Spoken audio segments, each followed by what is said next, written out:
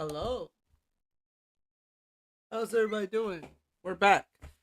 We're back to continue what we left off last night. Or yes, I guess. Not last night. This morning. We're gonna continue streaming some more analog horrors, and today we're going to be watching all of the Manticore videos. Or try to. But what I want to start with is the alternate American folklore, which is the most recent stuff. So yeah, we're gonna do that right now. So if you can see here, this is what we're watching. If you haven't seen Manticore's videos, Manticore, he's a ah, he's a YouTuber that that makes really nice horror videos. I personally like all that he's made. I haven't had one that looked weird or nothing. Now, to explain what the hell this series is about.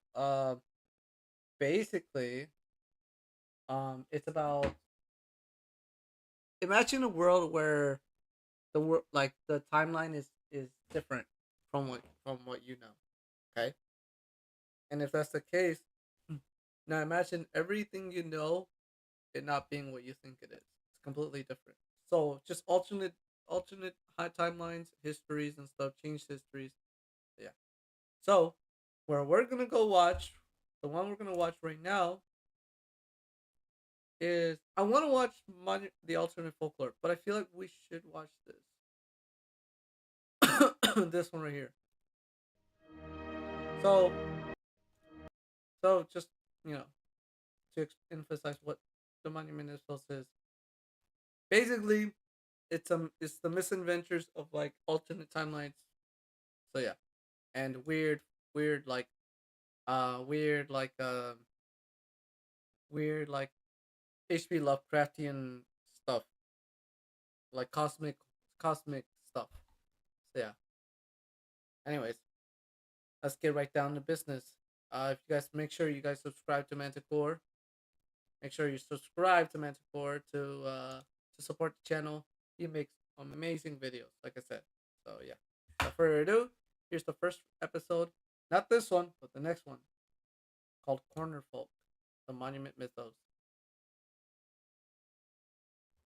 In 2011, Riley Tillin uploaded 3 videos describing an unseen presence in his home. A fourth video in 2013 raised concerns over his safety and prompted an official investigation. I just want to make sure my headphones are connected right now. Hold on. I just want to be 100% sure.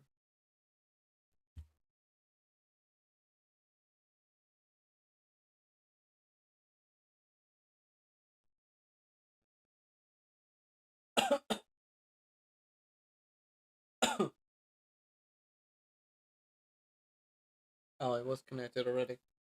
I guess the video doesn't have audio. To make sure my settings are okay.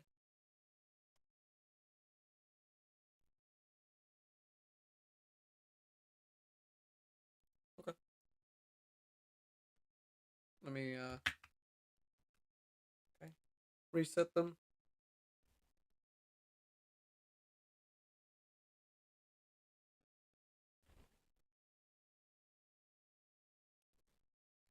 Come on, connect. Okay. All right, let's watch. Upload one. 10/20/11. So that's October 20th Many of dimensions 2011. intersect with their own, several of which are 2D planes. When two or more planes intersect, they form corners. Entities in the intersecting planes cannot perceive each other. They exist separately, in their own worlds. However, the corner folk can pass these boundaries and enter other planes. The corner folk are a trans-dimensional species. They are the only ones who can traverse the corners shaped by planes. Coincidentally, I believe that the corners of my own home align with several planes, for I have seen the corner folk in action, crossing the corners from one. All right, so that's what they look like, huh? Hmm. Very interesting. So these things are like traversing the corners of people's home and going to different dimensions. Reality to another. Okay. While making this video, I heard the corner folk and immediately got my camera. This is what I recorded.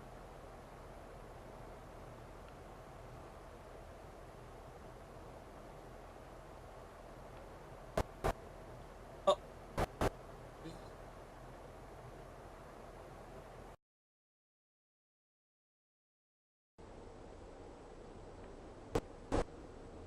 Yeah, that's really fast.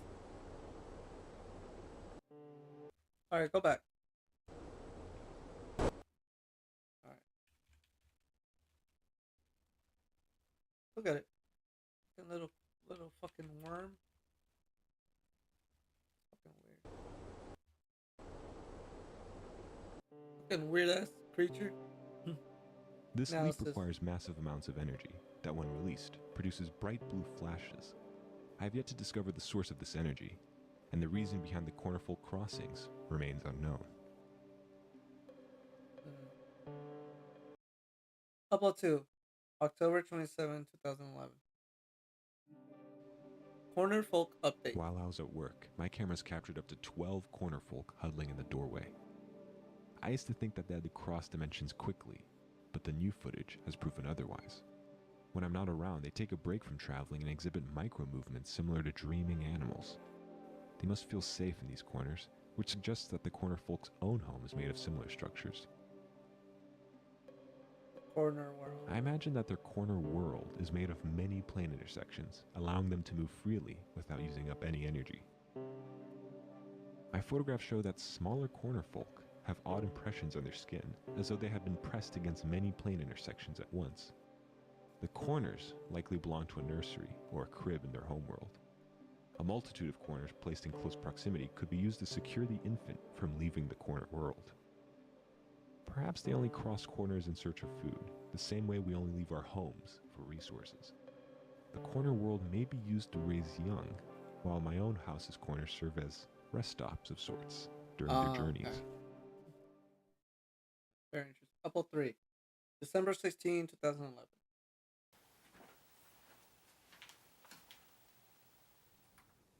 I've begun to dream of the corner world. I can't stop thinking about it. According to the calendar, I've spent entire weeks in my home, just drawing and describing the corner world on paper. I lost my job last month due to repeated absences, but it really does feel like I just left the office this afternoon. When the Cornerfolk jump, it feels as though they're taunting me. But I'm close to a solution. Regardless of whether my body survives the forces of the corner world or not, this much is certain. The fear of my own destruction will not prevent my entry.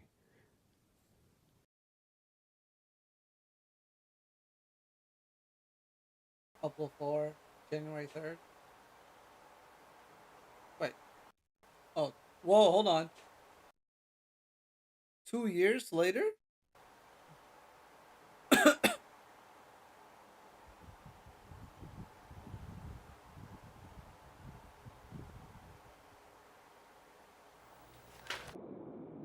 Oh. Okay.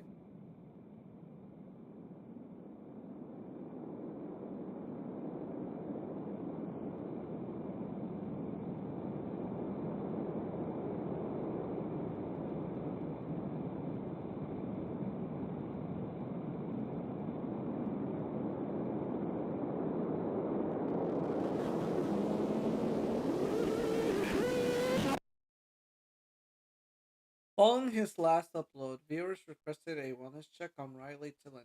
Local authorities around found Tillin asleep in a corner in his room. A closer examination revealed that his internal organs have been folded along various axes, warranting immediate medical attention. During his recovery, Tillin avidly made origami despite claiming to never been taught how to do so. Wow. As of 2020, he remains in the care of his friend.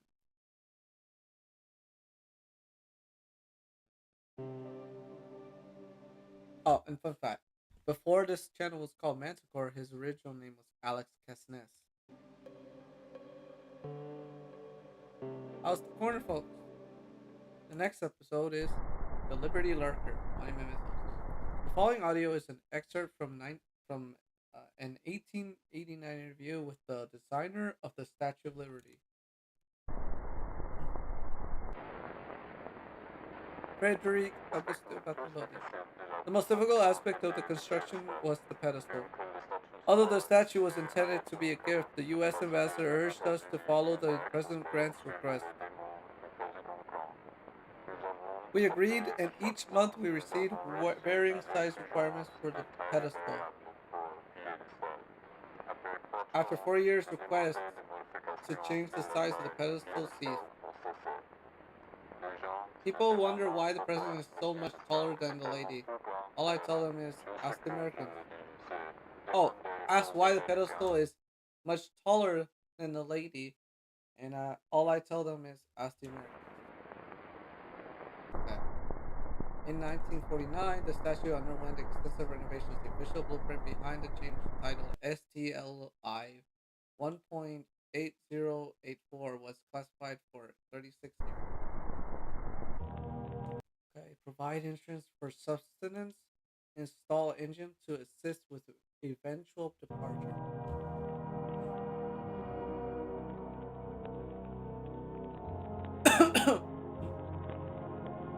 Engine. Axle. Those wheels? Wheels, okay. Wheels.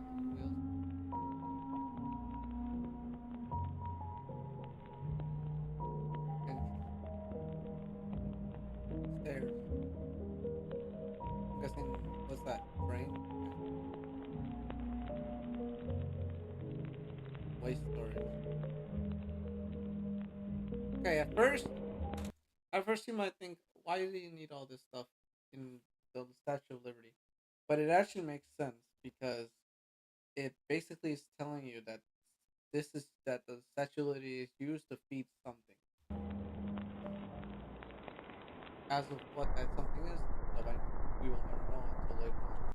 During the summer of 1954, dozens of immigrants described they followed her while passing through Ellis Island. And just letting you know, Ellis Island is not Liberty. It's not where the Statue of Liberty is. Ellis Island is where the immigrant museum is at, or will be, I guess, after 1954. Eleonora Bramante. Ellis Island was awful. The whole place reeked of flesh like a slaughterhouse. There were also dead birds everywhere. My sister found one in the toilet. If this is how the coast is, my father said, imagine how bad the city is now. I remember hearing other families half jokingly saying that they wanted to return to Milan because of the smell. My family had sprayed perfume and burned candles to keep the stench away, but it would only work for an hour or so until the air became unbearable again. Acceso candele per tenere lontano il fetore, ma funzionava solo per un'ora o giù di lì, finché l'aria diventava di nuovo insopportabile. Le serate erano così The calde. evening were so hot I Rimasi per stayed lo più mostly awake, sveglia, even though the anche il rest resto of della my mia family famiglia slept dormiva soundly. profondamente. Ricordo che I guardavo remember fuori looking dalla out the window each night and seeing lines of people being led to the Liberty statue by finestra officials. ogni notte e vedevo file di persone che venivano condotte alla Statua della Libertà dai funzionari. Se solo fossero saliti sul After piedistallo. they would go into the pedestal, the officials would leave, though leave nothing else would happen. Leave, I and nothing else funzionari would se ne happen. sarebbero andati e non sarebbe successo nient'altro. La mattina Following seguente morning, però ci sarebbe stato the following morning would smell so much worse than like the un slaughterhouse, odore peggiore, like ASAP. come un mattatoio. Ellis Island's immigration station closed the following November. August 1985, first sighting of the Liberty Lurker.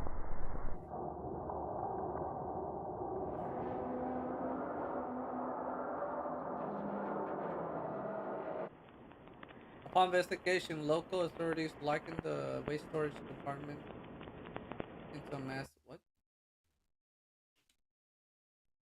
Hold on. What? Into likened the waste storage compartment to a mass grave.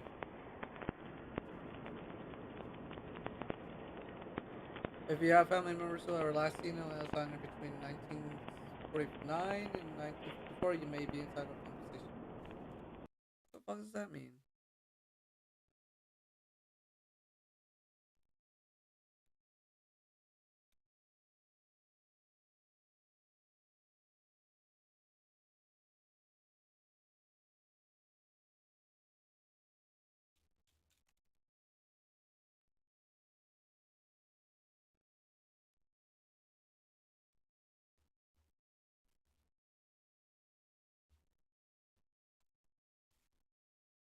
Alright, that's weird. I don't know why this is here.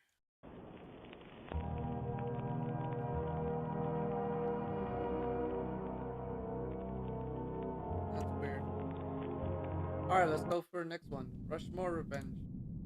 August 7th, 2003. National Park Service finds the Mount Rushmore National Memorial vandalized. Let's see. The U.S. government can fund mass murder if it is labeled a national monument.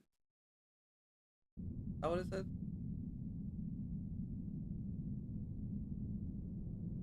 A national monument.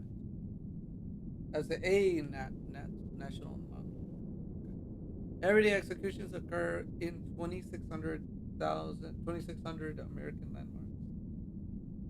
Interesting. The blood of liberty will be avenged.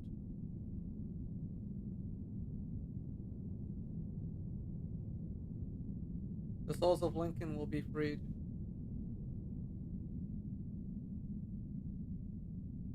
Okay. Just so you know, but these are trees right here, okay?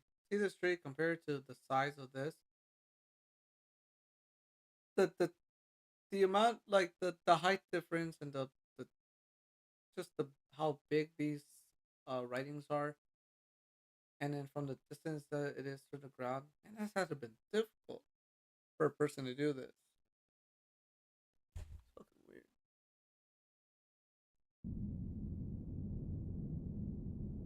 In August 14, 2003, more messages are found out at Rushmore.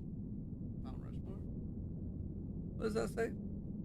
I will introduce infection next week, Monday through Sunday, 12 to 10:13 p.m. Watch the symptoms. August 18, 2003. Due to security concerns, the National Park Service assigns patrols for the next 7 nights.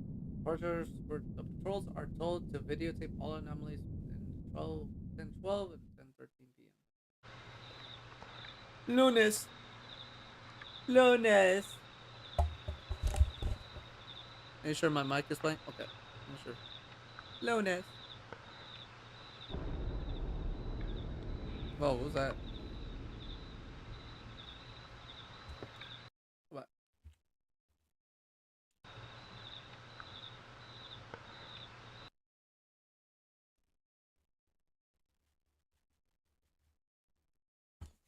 That's weird. It sounds like something crashed. Yeah, that's what it sounds like. Sounds like something crashed.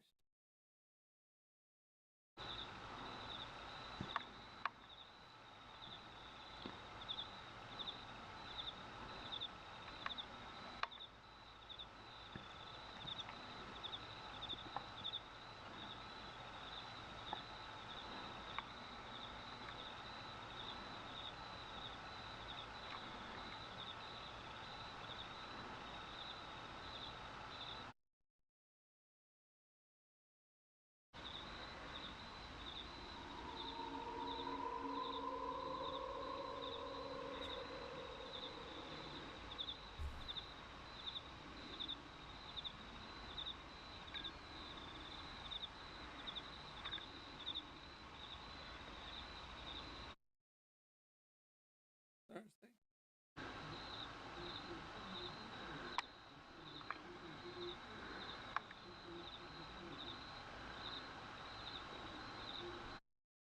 Friday.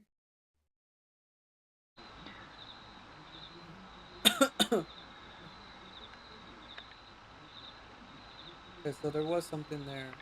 Now it's gone? Or, oh, it's still there.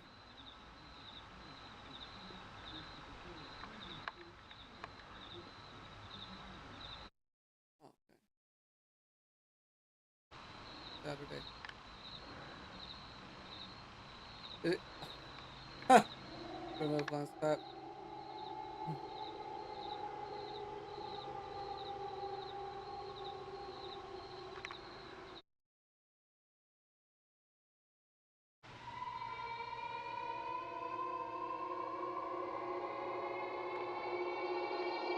What the fuck? Okay. Mount Rushmore smells like just like baby powder nowadays. I think it comes from the stuff that the works put on his head. Yeah, I see them all the time. They go from Washington Lincoln every night, powdering it like a baby. Anna McElroy, local photographer.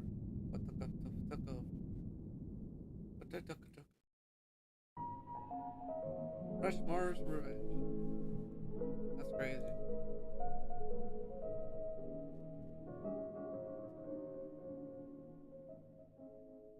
Alcatraz attack. Before we continue, let me go quickly do something. Let me mute my mic.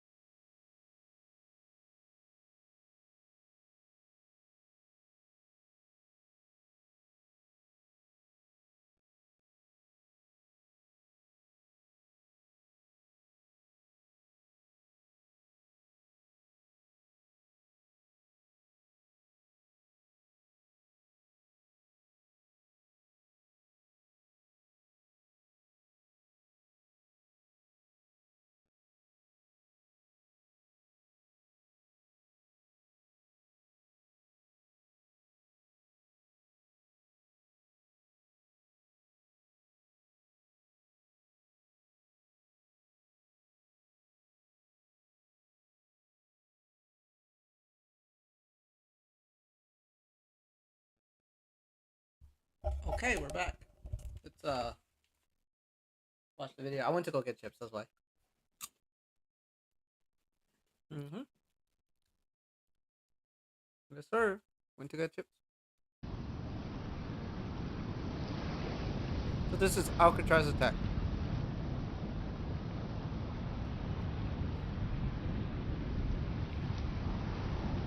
Alcatraz Island, 2 days before therapy. Wait, therapy?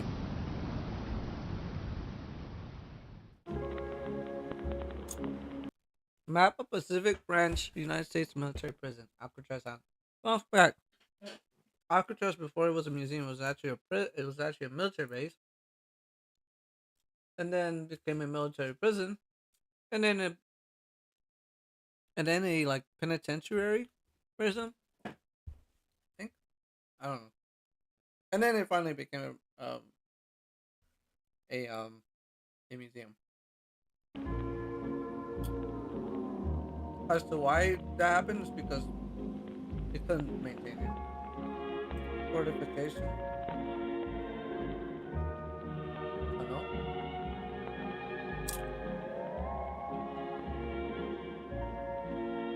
Reservoir. What is that? Water tower.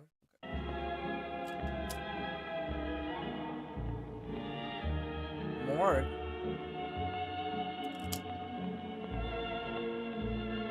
Stockade yard. Detector shed. Hold on. That looks like why does that look like something of a mitosis cell?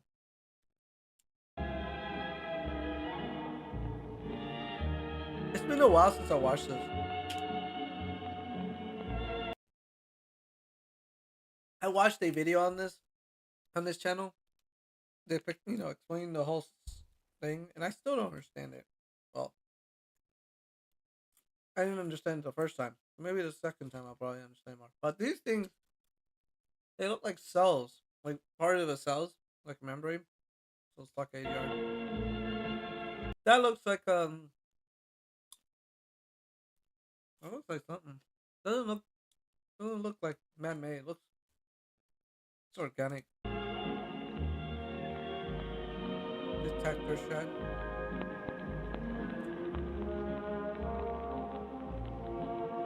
Main prison. That looks weird. That looks weird. Ruins.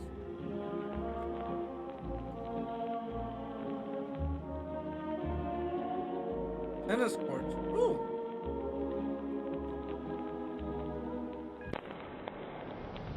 Okay.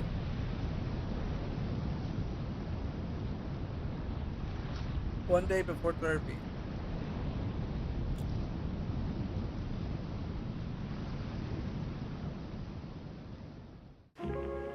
Alcatraz toad.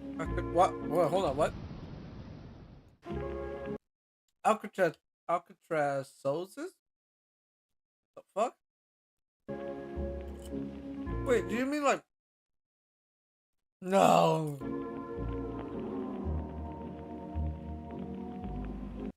Like mitosis. Oh my god.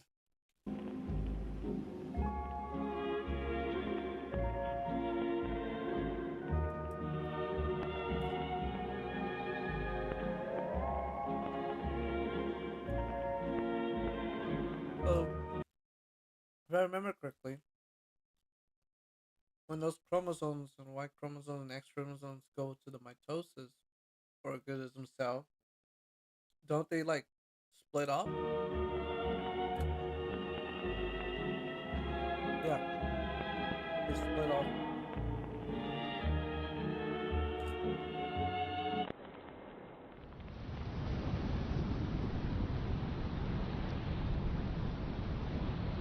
Alcatraz Island, radiation therapy number 1.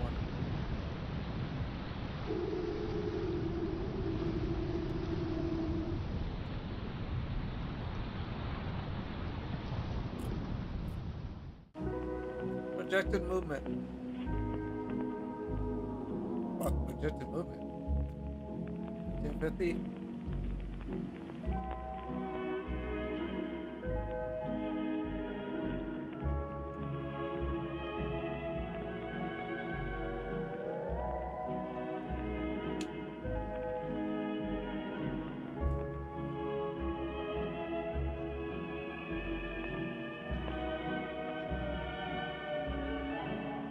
Huh? So wait. The Island of Actors is like, oh.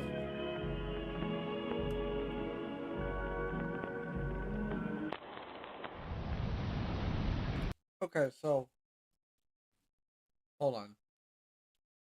I have to think here because ain't no way that's how it is. Okay, so well, we're led to believe that Alcatraz is doing a mitosis, and I guess one of them like goes to the shore and starts absorbing everything and then growing too.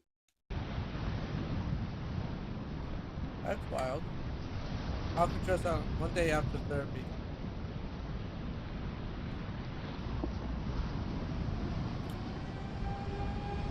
Oh god, there's another one? Wait, they're doubling. There's more of them. Hold on. As of 2020, the Alcatraz zone extends to the West Texas. What the fuck?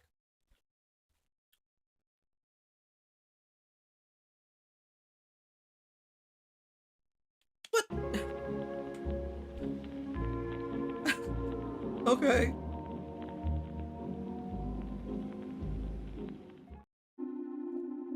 Okay.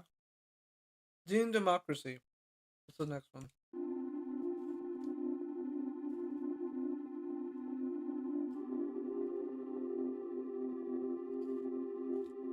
During a program of ABC Evening News, anchor Oh, Peter thank God, I don't have to read.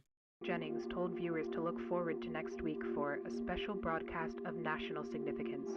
Jennings would continue to remind viewers of the special broadcast over the next 7 nights, even referring to it at one point as the most unprecedented announcement in recent history.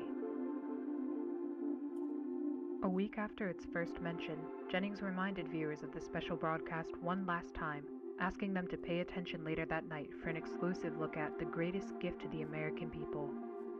Due to the anticipation built over the week, over 60 million Americans tuned into ABC, waiting for the evening news to end and for the special broadcast to begin. There were countless theories as to what would occur, from the announcement of alien life to the declaration of an all-out nuclear war. Speculation was brewing What? intensely. That's so. And back then, people were fucking dumb. I mean, you know, I think around this time, there were some tensions, during with Russia, and I'm guessing with, yeah. Once the evening news program ended, a black screen with a 10-second countdown commenced with the title Dean Democracy.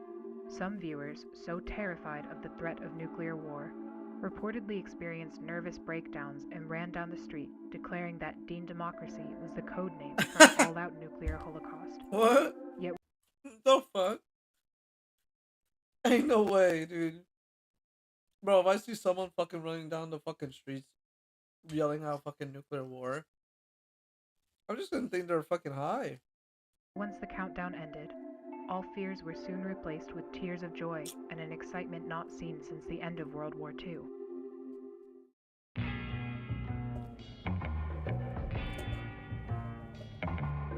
What are we waiting for? Let's bring them back home. In the seconds following James Dean's presidential announcement, hundreds of thousands of neighborhoods erupted into celebration. Although other candidates had promised to end the Vietnam War, none had so accurately expressed the same anger that they had felt, which Dean had perfectly conveyed in a 15-second broadcast. Due to popular demand, the ABC Evening News was canceled the next night, replaced by a 30-minute loop of James Dean's presidential announcement. The broadcast was watched again by over 38 million Americans, and the parties continued for the rest of the week. Damn, that's crazy. Due to repeated assassination attempts on Robert Kennedy, the Democratic Party presidential debates were canceled for the 1968 election season. However, this proved to be no issue for Dean, as polls indicated that Wait, hold on. 2 attempted assassinations.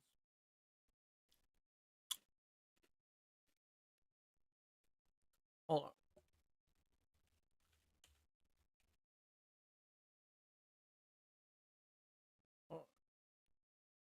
and the party's continued presidential debates were Robert.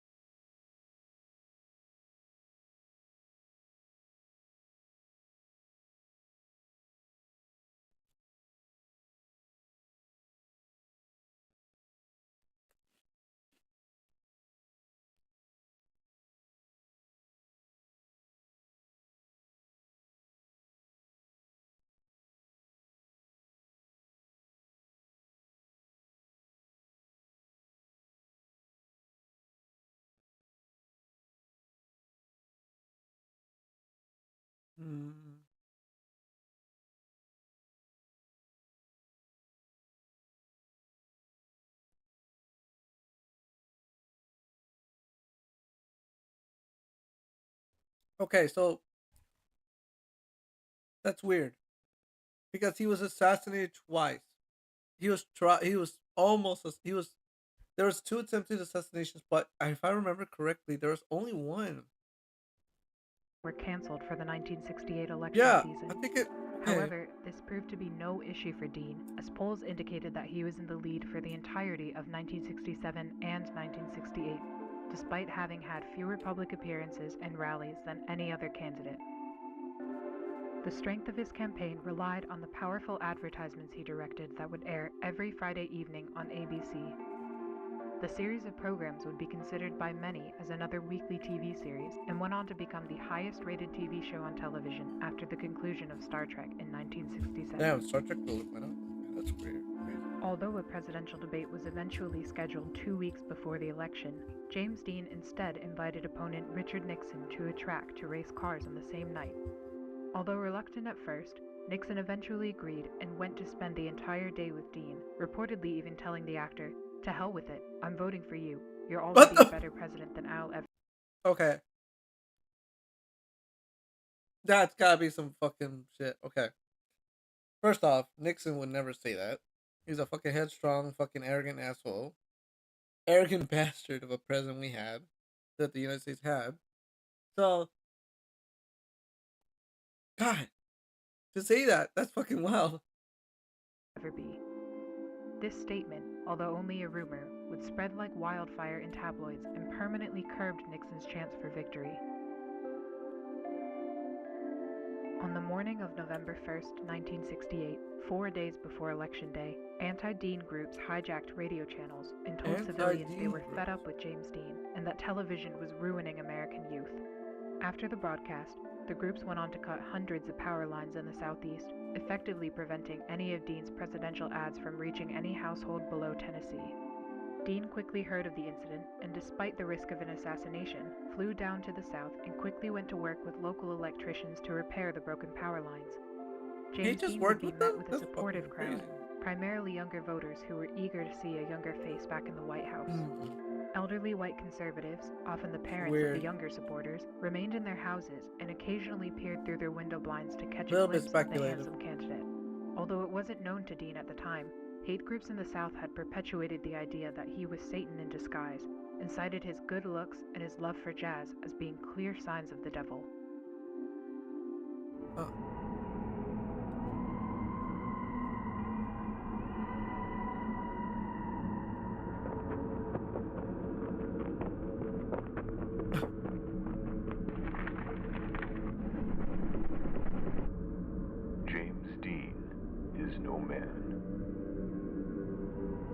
produced by the Anti-Dean Association. Okay. Elderly white conservatives in the Southeast would be the only demographic unfazed by his campaign, yet Dean continued to travel from state to state, repairing power lines for 4 days straight until the very morning of the election. On November 5, 1968, James Dean received 75% of the popular vote with 395 electoral votes. Nixon congratulated Dean in a phone call the following morning, but Dean refused to acknowledge the win and instead asked to race cars again at the track.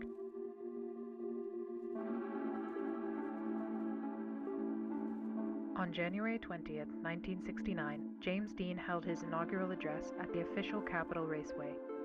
Although presidents in the past had speeches that were typically around 20 minutes, Dean spoke for less than a minute. Oh, only a I minute? have a speech, and it has the flotsam that you people expect to hear.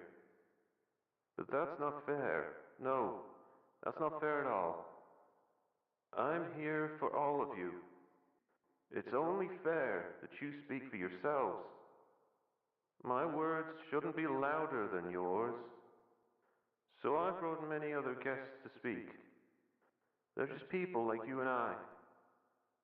In the same time that many other presidents have spoken by themselves, America will speak. Thank you.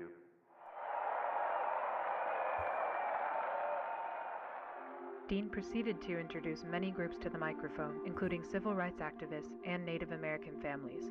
Martin Luther King Jr. would also come forward to speak in his first appearance since an attempt on his life 9 months prior. Wait. So he's not dead in this timeline. Whoa, that's fucking crazy. That's crazy. He's not dead in this timeline. I wonder what President Dean would conclude the inauguration with a brief bongo performance and went on to race Richard Nixon at the track. Oh, no way. In subsequent presidential inaugurations, those who disagreed with the elected president would instead celebrate Dean Democracy Day and protested by watching Dean's unique take on the address in place of the actual one. In a televised address, President Dean planned to inform Americans of his first 90 days in office. However, 6 seconds into the broadcast, the audio cut out and remained absent for the remainder of the speech. Although anti-Dean groups claimed responsibility and took pride in the sabotage, many civilians claimed that it benefited the president. The silent broadcast highlighted President Dean's sincere facial expressions and lively disposition, as opposed to the stern and stiff personalities of prior administrations. Viewers were proud to see a man in his prime at the most important position in the country. Ironically, President Dean's popularity grew after the technical difficulty. What? That's and crazy. Film director Stanley Kubrick went on to call the broadcast the greatest silent film ever made. He said that? That's wild.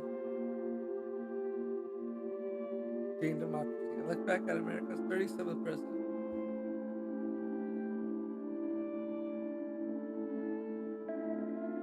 That's wild.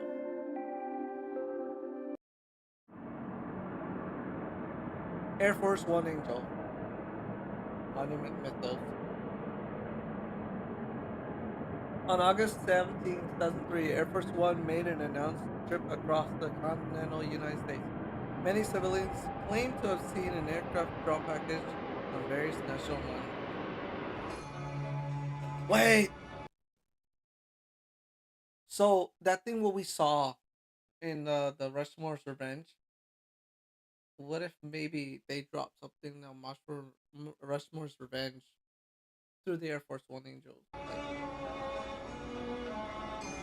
those roots, those things that came out of the fucking statue, the monument. I also believe they're like some kind of vine or plant life, like some kind of other being, otherworldly being. Probably.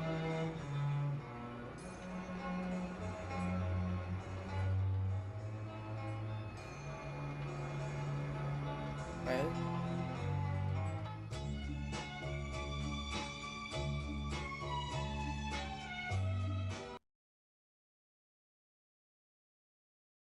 Yep. This is Mount Rushmore. Mount Rushmore.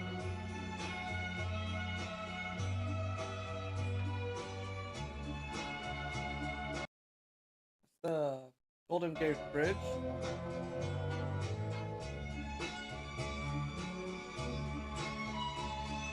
Oh, I'm just realizing something.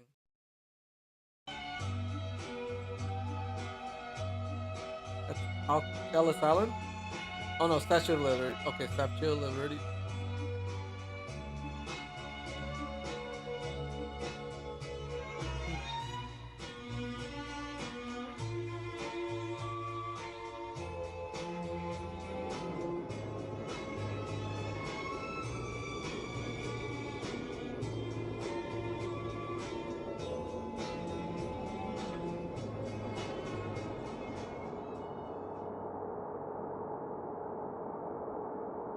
Wonder if it's gonna show us who's piloting it.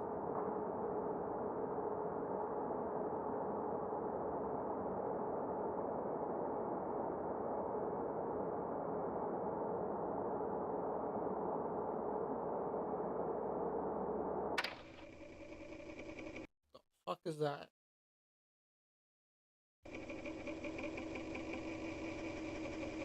White House officials later disclosed that the inaugural flight of the Air Force One was unauthorized and unmanned. Wait, what? The lone figure is okay. Wait, the lone figure seen inside the plane, dubbed the Air Force One Angel, has yet to be identified by federal authorities. Authorities. That's crazy. So, huh? So, I don't know. I'm blown away. That's it. Lincoln Looker. Maya Arnold. I was a Lincoln Looker. Okay.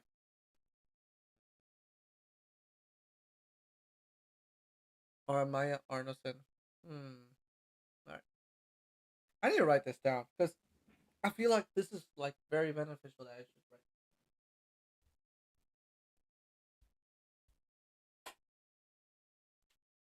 One second, guys.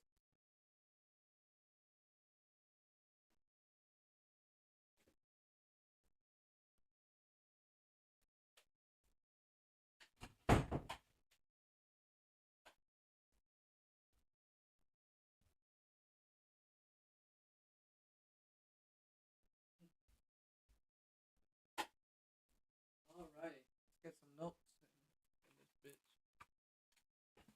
So, this is what we know so far about the monument mythos. So we know that there's this things called corner folks. So, monument.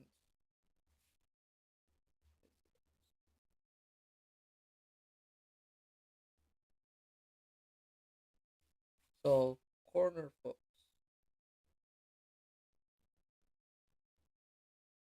They traverse through corners.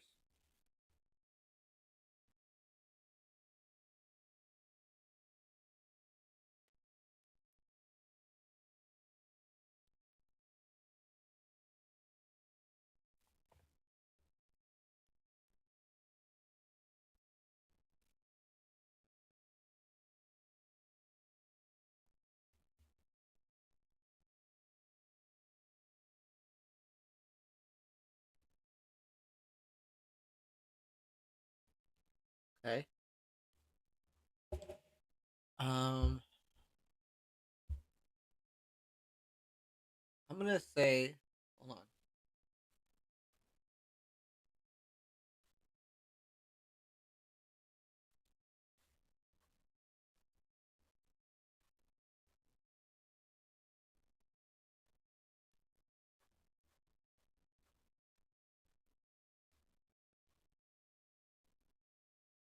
There you go. I actually drew like actual corners. I still like to explain how what I mean by actual corners. Now we know about the corner, folks. Now there's this thing called now. They keep bringing up monuments. Monuments such as Alcatraz. Alcatraz. Is it with a C? Yeah, it's with a C. Alcatraz. Alcatraz. Mount Rushmore. And Statue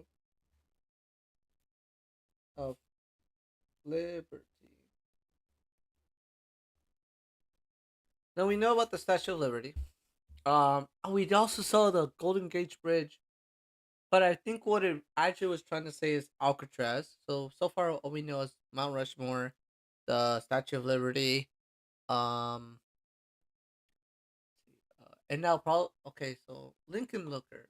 We're now on this part right here. So now there's an important name, Maya Arnoldson. Maya Arnoldson.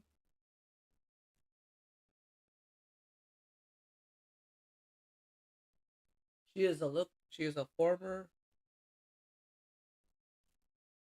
Lincoln Looker. As to what it is, no idea. But we're gonna figure it out right now. Okay. Looker for 2 weeks. Oh, I forgot about the Air Force One Angel.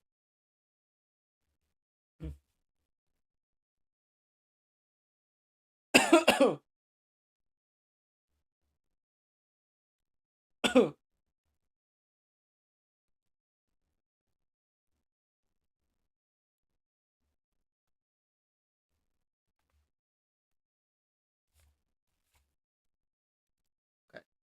Air Force One Angel. And I put that they piloted a plane. Okay. Piloted the Air Force One jet. Jet. And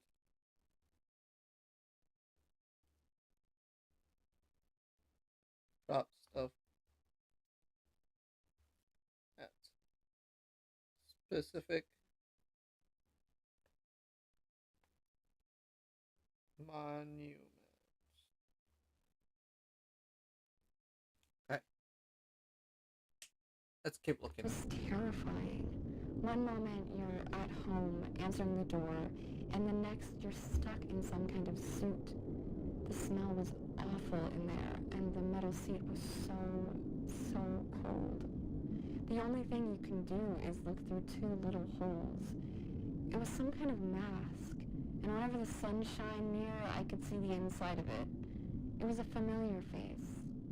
Every few nights, straws would be put through the holes, and someone would feed me some weird soup. After 2 weeks, they found out that they had misidentified me, and I wasn't the correct Lincoln Looker. Reagan apologized to me personally, and I was released with some monetary compensation. They don't care if I talk about it or not. No one would take me seriously. Lincoln looking is just too absurd. Oh. Okay. This is what I think. Okay. Maybe the Statue of Liberty, because she specifically said a cold metal seat. Maybe she was placed in the Statue of Liberty. I mean, that's not the Statue of Lincoln, of Abraham Lincoln, and they were She was put in there as, I guess, punishment for being a Lincoln Looker or something. No, punishment for something. They put it in there for something. Okay. So, and then they fed her soup. So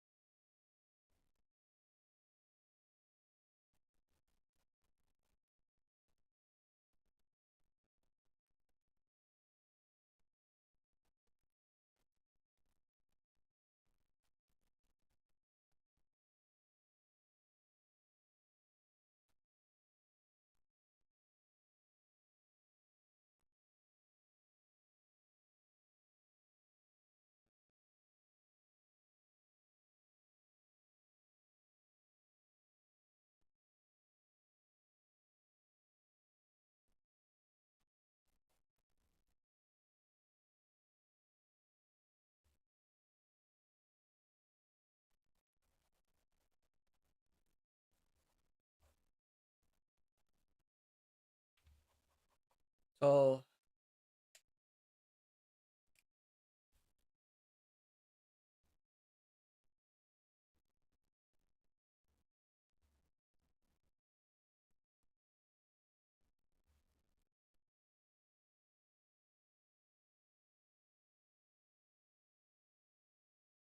hmm.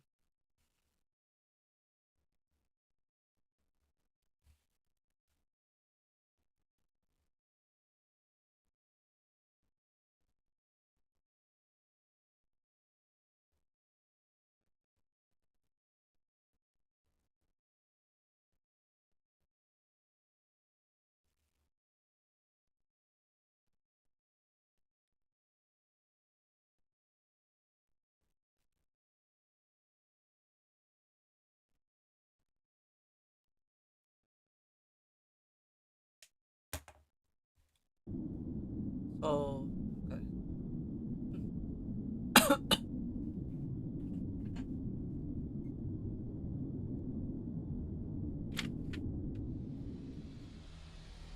Leonard W. Moreland. There's always that someone that we dislike more than everyone else. Leonard W. Moreland.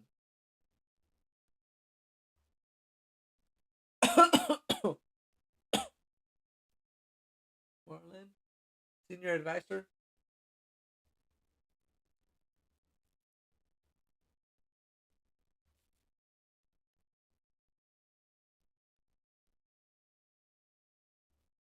Or a senior advisor. Okay. Not usually famous or important, but you've done something that's affected us personally. Often you're the only person who remembers this act. May not have been that bad, but memory hurts. Everyone experiences this, and the president is no exception. Except here's something about it. Every president can choose one person to be a Lincoln looker. After their alibi is fabricated, the person is abducted from their home, and they stay a Lincoln looker for as long as the president sits in office. Wait. You can question his decision and Whoa, 4 to 3 years, depending if you get impeached or. That's fucking crazy. it's no trial. You might be surprised, but it's nothing new. It's been a tradition.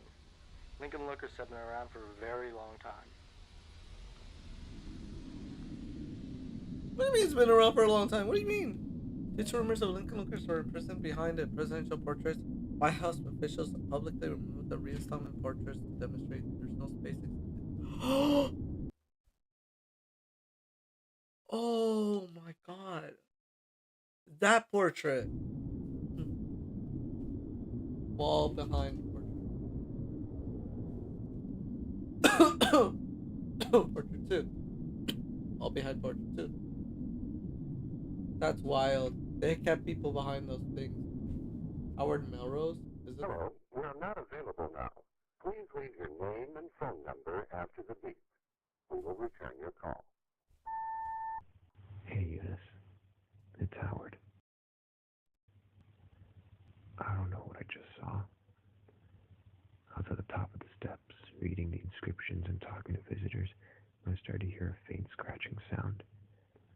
I didn't think much of it at first, but when I got close to the chair, I realized that the scratching was coming from inside the marble. So I went to a guard and asked whether she could do anything about animals that could be trapped in there. She told me not to worry about it, and that they'd take care of it once there were fewer visitors. A few minutes passed, and the scratching became much louder. I went back to the guard and asked what kind of animals usually got stuck in there, and she said, wild animals.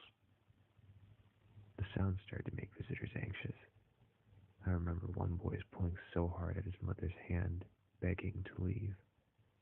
A blind girl with one of those canes went up to the chair and pressed her head against it to listen. Then she started crying. Her parents tried to pull her away, but she just began to hit the chair with her cane. That's when the guards asked everyone to go back down the steps. I don't know why, and it's going to sound crazy, but I felt compelled to help. So I went to the blind girl and joined her in hitting the marble. The guards tried to pin us down, but the scratching became too loud for even them. It sounded like someone was shaving down a chalkboard. Eventually, the marble began to crack, and a few more hits caused the crevice to expand all the way to the top of the chair. There was a sudden burst of air from the damage, and the head suddenly turned toward us. I was afraid it would fall, so I picked the girl up and went down a few steps. The head slowly rotated back into place, and when it started to be pushed upwards, I took out my camera. It was no wild animal.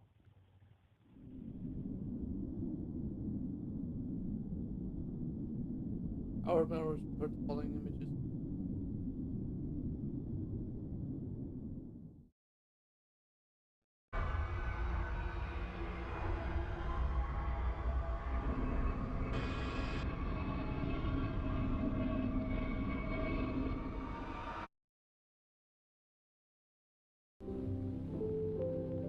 Okay. So now we got another monument. And that's the Abe Lincoln statue.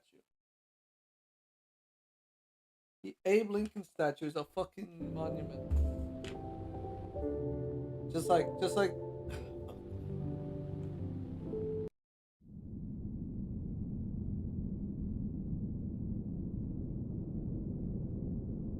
The forest fell swiftly as the lumberjack swung, except for the special tree, which could not be stung. She missed her friends and the hymns they sung, so she started a tune that broke the man's lung.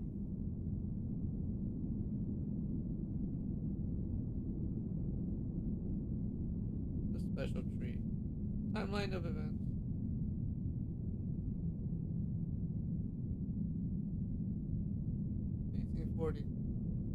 Okay. Alright. First photograph of the special tree taken.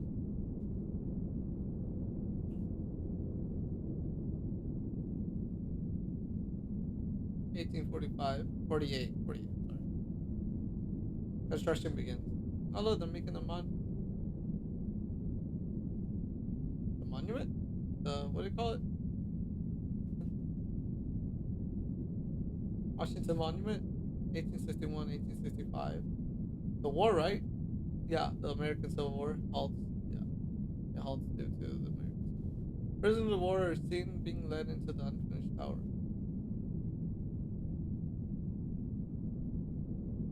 And then I think it's 70? 1888. Okay. It's finished, right? Construction is complete.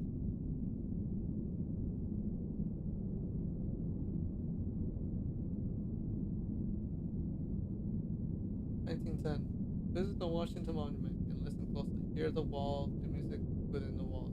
10 cents per head. Damn. Wait, what? Hold on. 10 cents per head? Washington Monument becomes a major tourist attraction. What the fuck? 10 cents per head?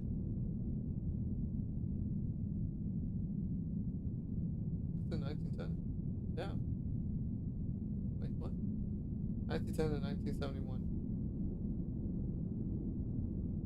From 1910 and 1971, 20 individuals appear while visiting the Washington Monument. Money.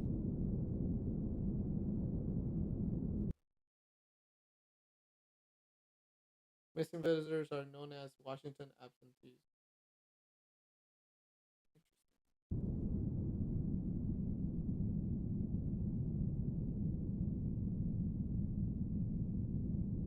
Washington Standard Operation, 1972. A classified film titled The Washington Standard Operation is leaked by news agencies.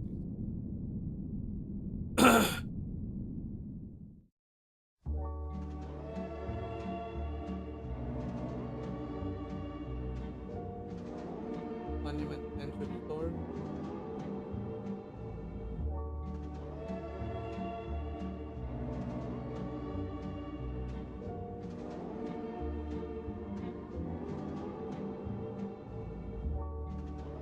Hoisting table.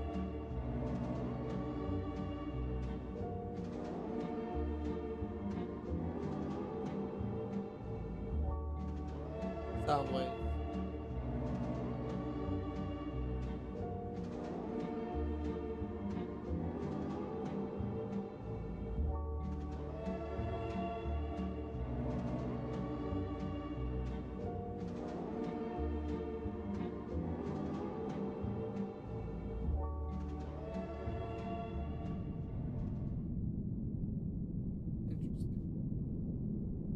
interesting. 2000. What? The infection is nigh. The music of Washington will end. The infection is nigh. The music of Washington will end.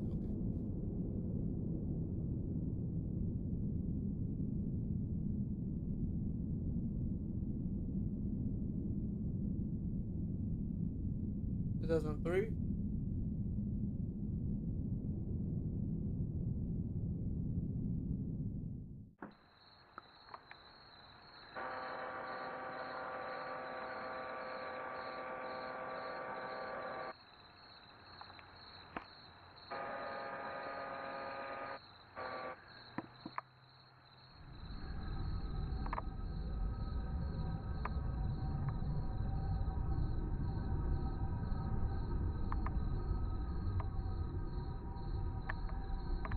Those look like eyes.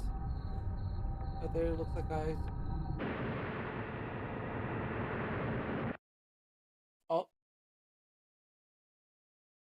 All 19 Washington residents are found unconscious at the base of the monument.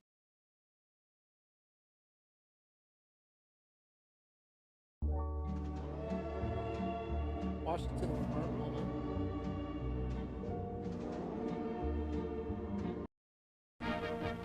Delaware double.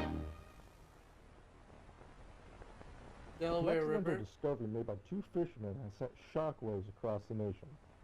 Around 4 p.m. on Christmas Eve, Ralph Grassman and Michael Tillin were reeling in their last batch of Michael catfish Tillin. when something on the ice caught their eye. It Wait, looked like a bicorn. Michael Tillin. He's the guy from the Corner Folks. He's the guy that recorded the video of the Corner Folk. One of those hats from way back when, said Grassman. The others of the two who also organized Ralph. the trip. Grassman walked down the ice to retrieve the hat. When he pulled back the hat from the ice, someone back in shock at the sight of a human scalp, partially exposed in the ice. Tillin walked over and after a brief discussion with Grassman, agreed to remove the rest of the body from the ice. The effort took several hours, but by 10 p.m. the fishermen were able to pull the entire body from the ice with no further damage. Although both men had presumed that the individual was already dead for some time, Tim exclaimed in shock when he reportedly saw the individual's eyelid twitch. Grassman suggested to immediately take the body home and attempt to revive the frozen man. They proceeded to carry it back to Grassman's apartment. They laid the body in a full bathtub, gradually raising the water's temperature throughout the night to prevent shock. Grassman claims to have learned this technique from a pulp magazine he had read as a child. At 2 a.m. the following morning, Tillin claimed that an individual briefly regained consciousness and shouted, "Victory or death," while Grassman rested in the living room. By 7 a.m., the frozen individual appeared to have relapsed into a deep coma, which prompted Grassman to phone the local authorities. When asked why he hadn't called medical personnel earlier, Grassman told reporters that he didn't want to risk the lives of the first responders, who had been driving on slippery roads in the dark. Shortly after being phoned, paramedics arrived and rushed the frozen man to the Delaware State Hospital. Throughout their experience, both fishermen thought that the individual's face seemed vaguely familiar. It was only when Tillin pulled out a dollar bill that the connection was fully made. When we first dug him out, we moved his clothes so that we could carry him more easily. Clothes weighed a ton because they were completely frozen over. By death, we saw the clothes without ice, and we could have no doubt that we dug out George Washington. Although Delaware State Hospital has declined to comment on the identity and the condition of the man, Grassman brought the bicorn hat from the previous day to the Delaware History Museum, where historians confirmed to be an authentic piece from the 18th century. The validation raised more questions than answers, as further research revealed that no Washington reenactors or artifacts have been reported missing.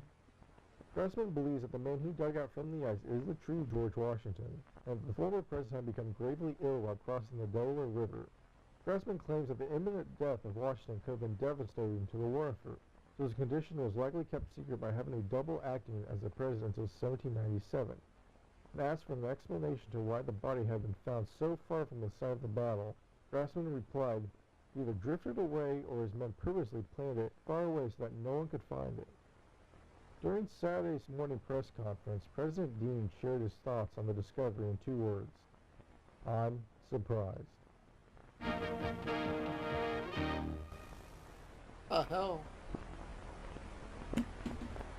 That's crazy. Let's watch another one. Okay. Rockefeller tree tragedy.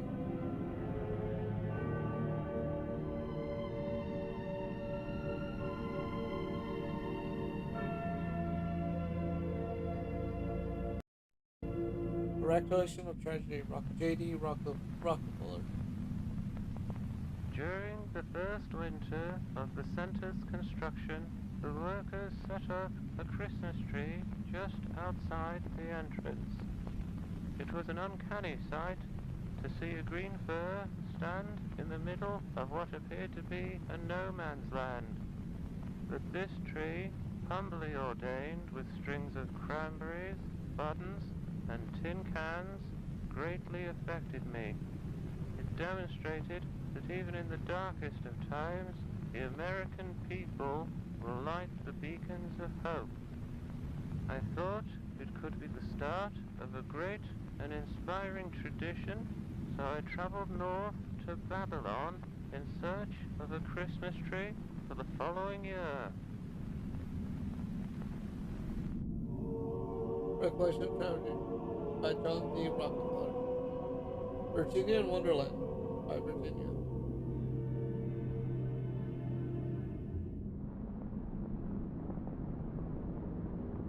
For 12 days and 12 nights, Mr. Rockefeller looked for the best tree in the forest.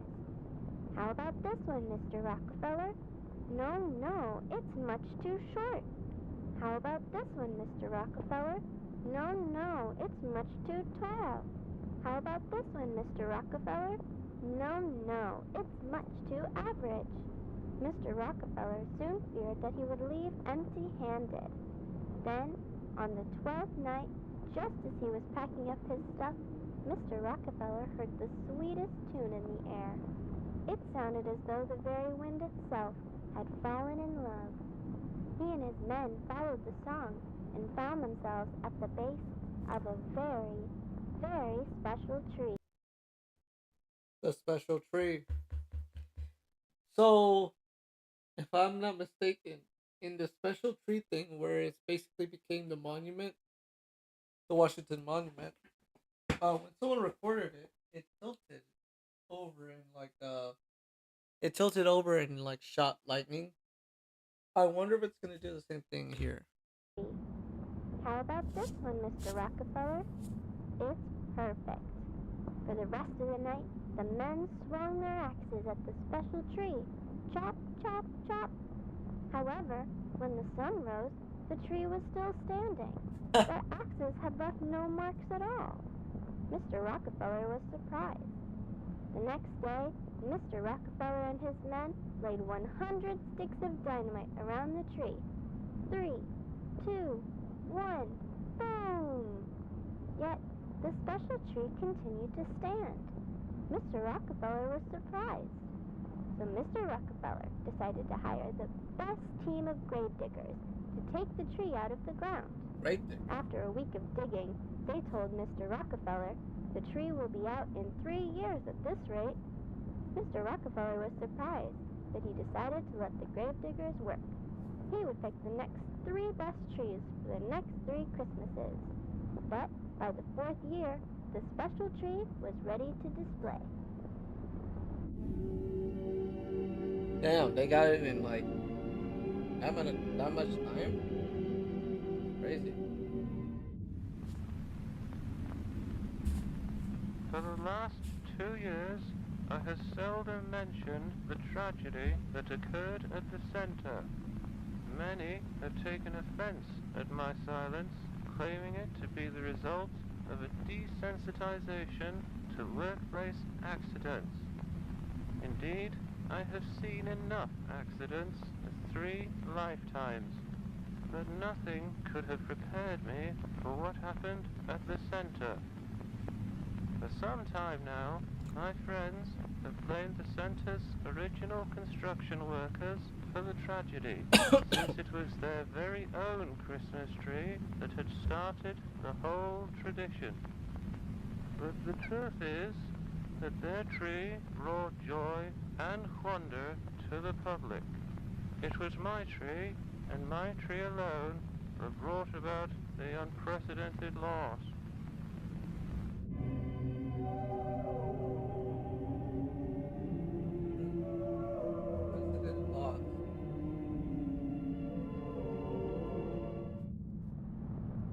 cold December morning in Midtown Manhattan, Rockefeller's men slowly raised the special tree. Heave ho! Heave ho! Heave ho! By the afternoon, the special tree stood tall and still. It was unlike any other tree, having no color, branches, or leaves.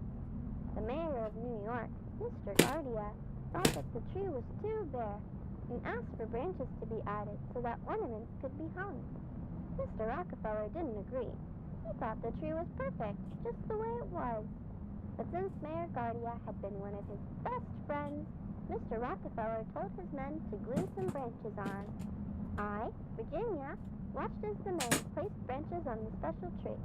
I had saved my money for over 9 months to purchase a little star ornament because I wanted to be the very first person to decorate the Rockefeller Christmas tree. It laid in my pocket while I watched because I planned to hang my ornament as soon as the tree was standing. After the final branch had been added and all the men left, I quickly ran up to the tree. But to my astonishment, the lowest branch of the tree was over twice my height. I jumped as high as I could, but still, the lowest branch was out of my reach. I was very disappointed. I wanted to be the very first person to decorate the tree, but now I had no chance. Unless I called my friends. At once, I began counting my friends on my fingers. There were Helen, Charles, Elizabeth, Alice, Joseph, Elsie, Orville, Edith, Olive, and Philip. 10 friends that I could ask for help. Then I realized that 10 friends standing on each other's shoulders could put me at the very top of the Christmas tree. My star could be the first and the tallest. Without a second to spare, I ran from door to door asking for help. Knock, knock, knock. Helen, are you there? Knock, knock, knock. Charles, are you there? Knock, knock, knock. Elizabeth, are you there? Eventually, I gathered all 10 of my friends at the bottom of the Rockefeller Christmas tree. I told them my plan, to have them all stand on each other and form a ladder for me to climb to the top. My friends understood my excitement, and they quickly started to climb onto each other's shoulders. Ow! Helen had stepped on Charles' fingers. Ow! Charles had stepped on Elizabeth's fingers. Ow! Elizabeth had stepped on Alice's fingers. After many groans and tumbles, my friends formed a sturdy ladder, and I began to climb. My joy grew with every passing face, and before I knew it, I was at the very top, looking down at the tree. My ladder of friends swayed back and forth, and occasionally felt like it was about to collapse. But I tuned out the movement and focused on the tree. Closer, friends, closer. Then I secured the metal star at the top of the tree. It was perfect. Hooray! Victory! I'm the first! Just then, there was a strange sound. The tree began to shake. Its glued branches fell off all at once, and the entire tree slowly bent backwards. Soon, the very top of it touched the ground, forming a perfect arc. It was like a very strange rainbow. My heart sank as I saw my star gently slide to the ground from the tree's top. It's doing the thing! Bolts of lightning then shot out from inside the arc of the tree, producing thunderous booms. The lightning scared my friends and me. We all tumbled to the ground and ran in all directions, but the lightning caught up to us. I was blinded by a great white light. I remember when my eyes adjusted, I was in a field of special trees, and... Wow, that's crazy. Hold on, go back. Hold on, let me...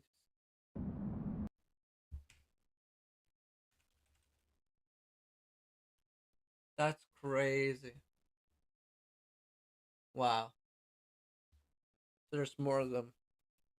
And I wonder, because I remember that, because now the Washington Monument is technically part of it, the whole thing.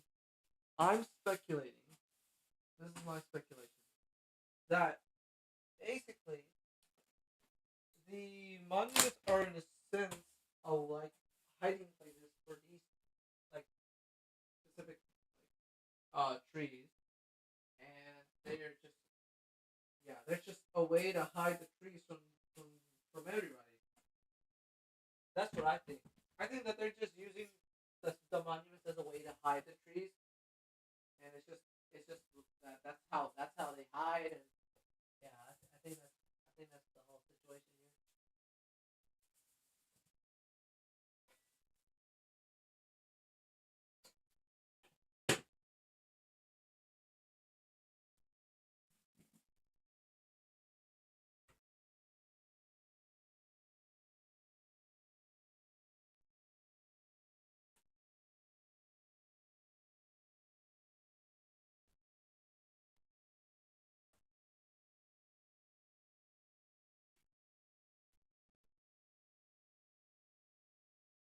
One second, guys.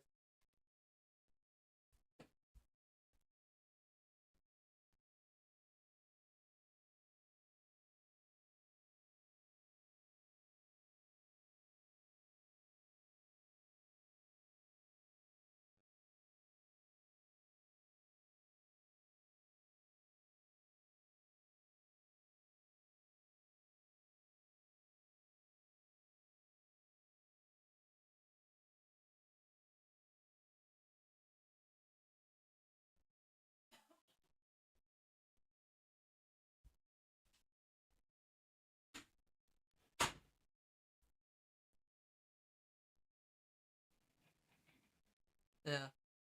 Okay. Yeah, that's what I think. I think that the trees are just hidden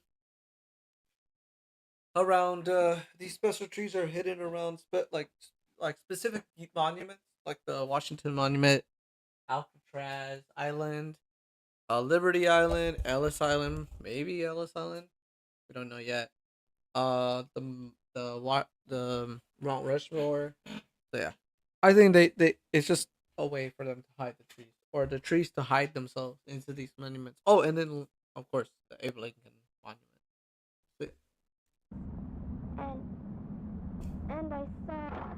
whoa, go go back.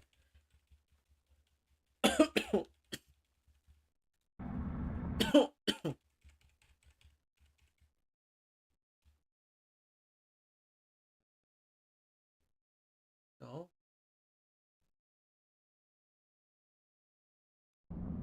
A field of special trees, and And I saw so many people. One man ran up to me and whispered, "The trees are not trees." I saw. Wait, huh? The trees Next are not night, trees. I returned to the street where my friends and I had been struck by the lightning. We were all on the ground, being attended to by other people. I had scratched my legs badly, and I could see that my friends were also hurt. I looked up at the Rockefeller buildings, and I thought that they looked a little different. The whole street looked a little different, and the special tree was nowhere in sight. Damn, it's gone. So, okay. Alright. It teleported the kids to like someplace. I would call it, let's just call it the special tree place, okay? Specifically Alice. It took her to like, oh no, not Alice, Virginia. It took her to the special tree place. At first, the tree. Because I think it shot electricity at them. Wait, still does that mean that the cameraman that we saw, did he also get electrocuted? And he disappeared? God damn, that's crazy.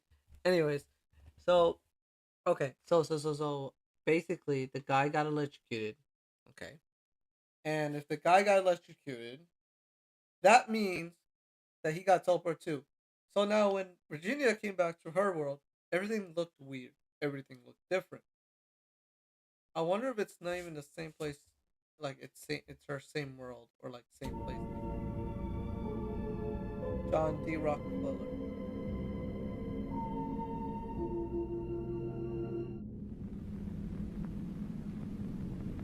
It is only natural for the reader. That's not the same guy. That's not the same guy. Hold on, hold on, hold on. He's young here. The workers. He's young here.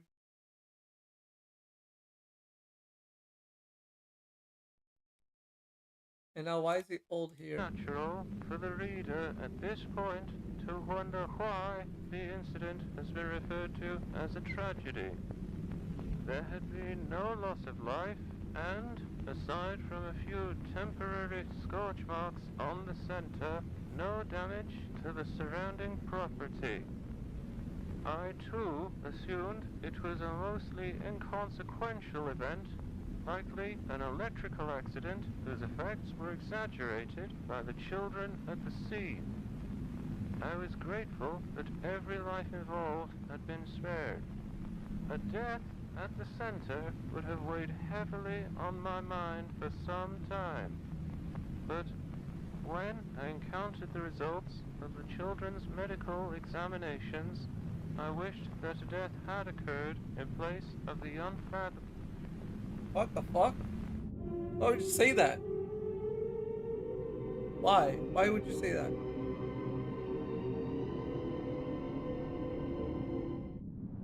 My mom and pa visited me at the hospital, but they looked completely different. Ma looked worried. After she wiped her tears, she asked, "Did you hang your bear at the Rockefeller tree?" I answered, "It wasn't a bear. I was going to hang a star." To which they asked, "What do you mean?" Pa asked, "Where did you get these clothes?" I answered, "These are my clothes, the ones you helped me put on this morning." To which they asked, "What do you mean?" My ma then asked, "Why are there dots all over your face?"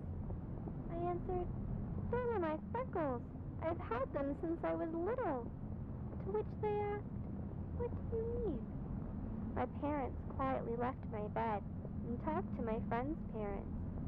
Then they all started to cry and yell. The nurses made them leave, which made me feel better. None of us thought that our real parents had visited, but they all did feel familiar. Orville and Philip were especially shaken. They didn't even share the same last name with their parents. The nurses tried to convince us that those who had visited us were our parents, and that we would come around to properly greet them after we healed. But it was hard to believe. Whenever I looked out the window, I saw that Manhattan looked different from memory. Mr. Rockefeller himself was kind enough to visit us in the hospital. He asked us whether we were okay, and then after some time, he and the nurses began to ask us some very easy questions about American. Hold on. 1786. Okay, that's correct. That's correct. Dang.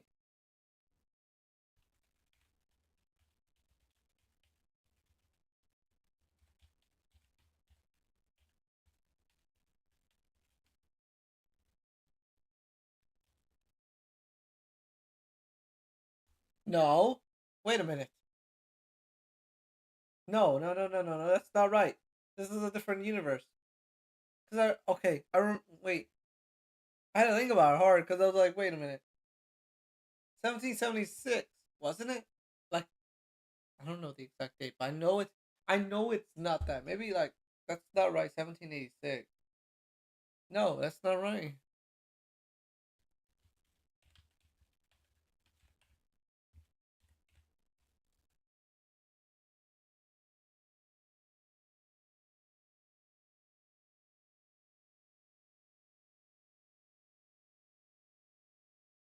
Yeah, that's not right. History. With every reply, they would chuckle and shake their heads. Yeah, 1776. Until I told It was a Mr. cherry tree, not Rockefeller an who apple I tree. thought he was. He chuckled at first, and then became silent, They even as if know. the simple fact had deeply affected him. He had asked all my friends a few more questions about himself, and with each answer, he seemed a little more scared. Mr. Rockefeller quietly stood with the nurses for a while, before he wished us a Merry Christmas and left. That evening, the nurses took x-rays of us to make sure we hadn't broken our ribs. Usually, those taking the x-rays are more than happy to show their patients what the pictures looked like. But when I asked to see them, the nurses ignored me. I didn't fall asleep that night. I kept my ear close to the wall to hear what the nurses were saying next door.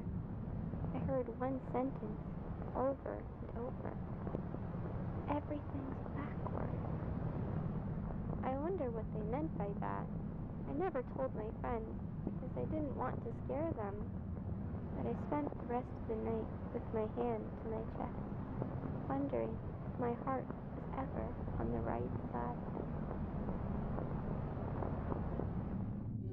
So yeah, this is an alternate universe.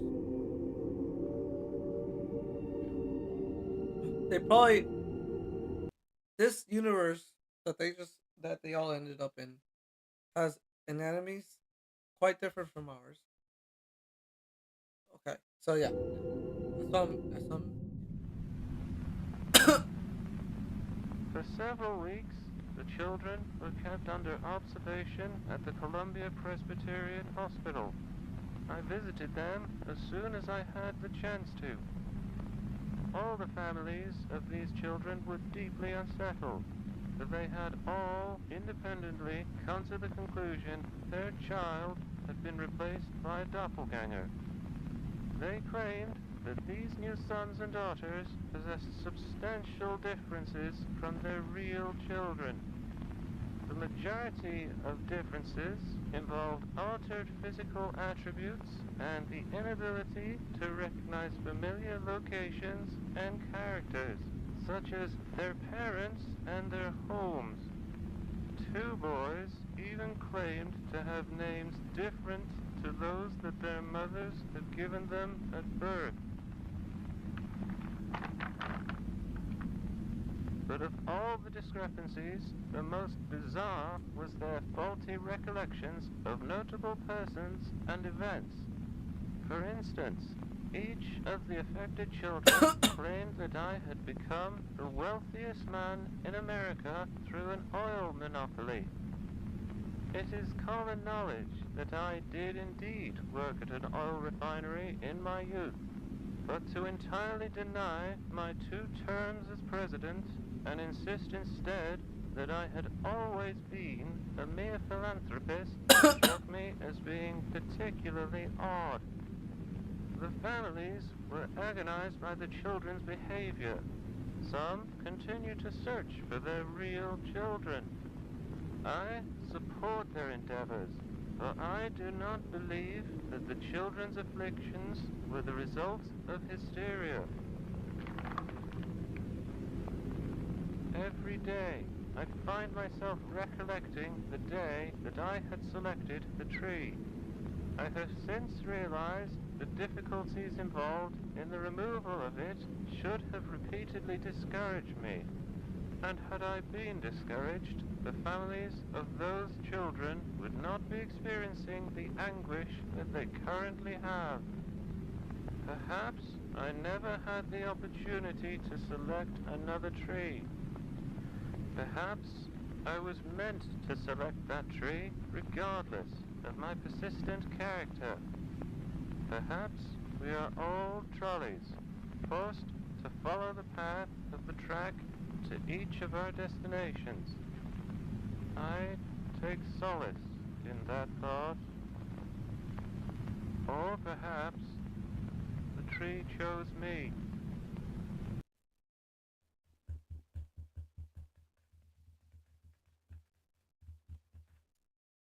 Interesting.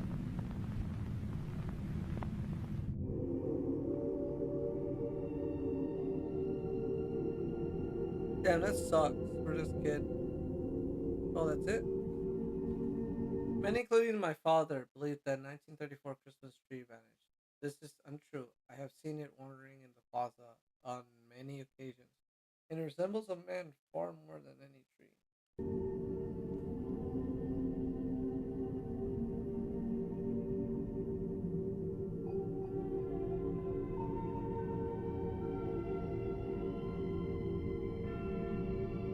John D. Rockefeller Jr.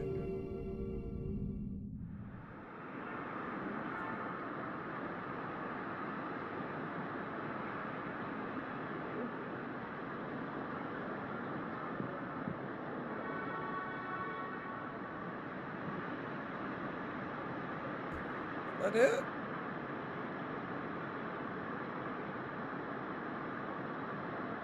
Oh, it's right there.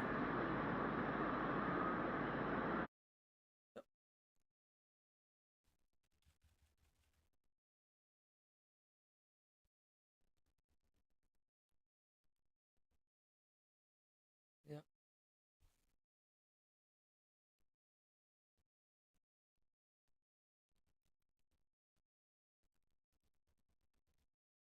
That's so weird. Among Us. My Crazy Canyon Adventure. Oh, okay.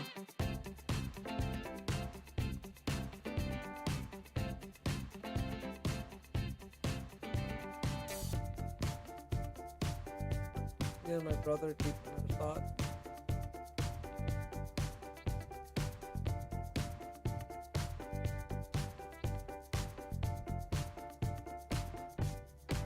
He's gonna fly away. Don't push him.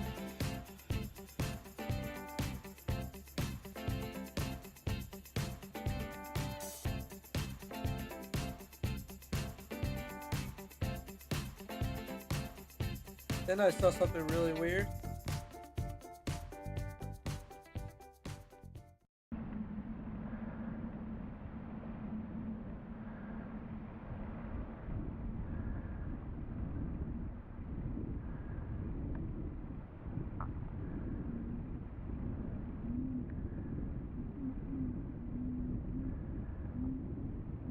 It made the whole place smell like vinegar.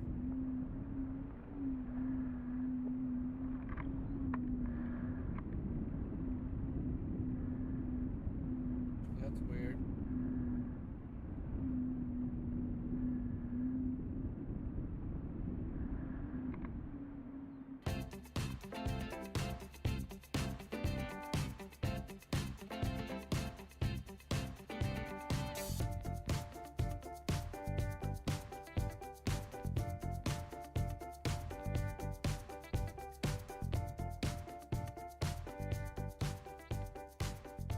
Then I saw it again.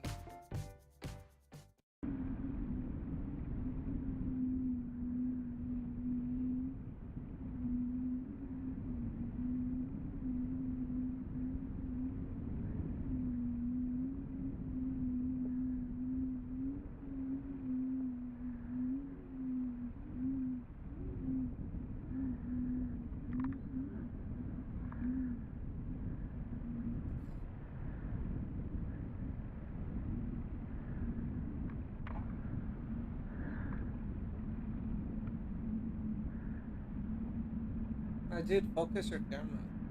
Child, come on. Oh. What?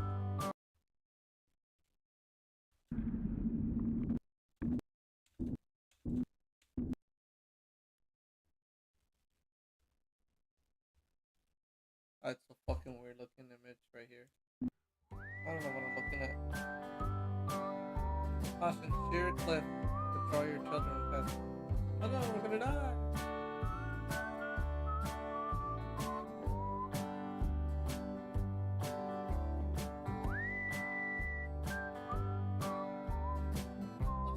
Mr. Squirrel!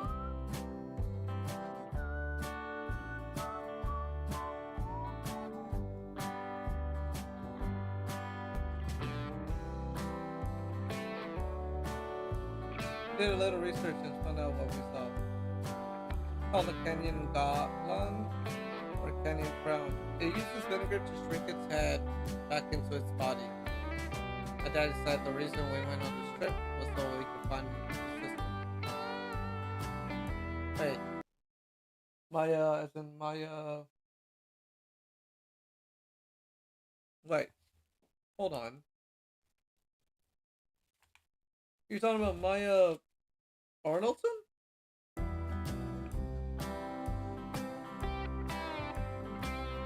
Arnoldson? I think that was mine. Fuck.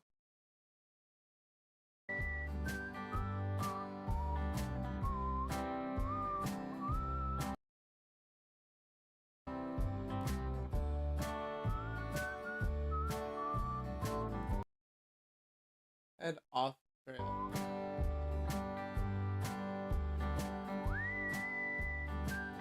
Thanks for watching. Crazy Canyon Adventure. Lord Arnoldson. Okay, so this is okay.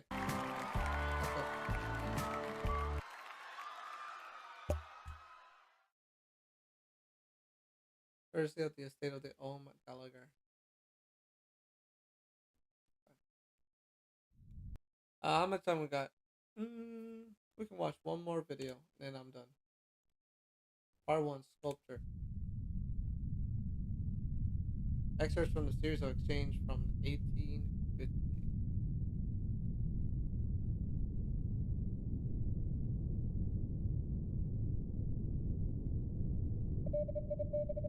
Liberty must stand on the Capitol Dome.